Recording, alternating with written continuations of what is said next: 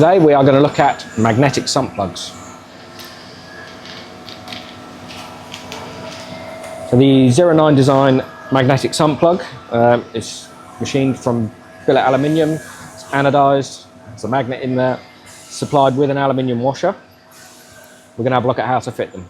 So with the vehicle up in the air, whether it's on a ramp or axle stands or something, to take the under tray off and now undo the sump plug. Now be wary if the engine has been run. If it's hot, you can get burnt. Hot oil is unpleasant.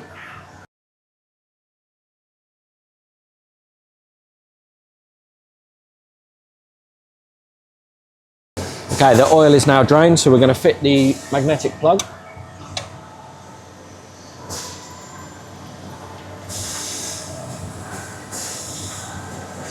So screw in by hand and then grab your torque wrench.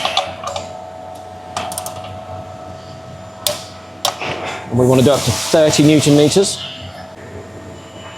Give it a wash off, make sure we've got nothing dripping from it.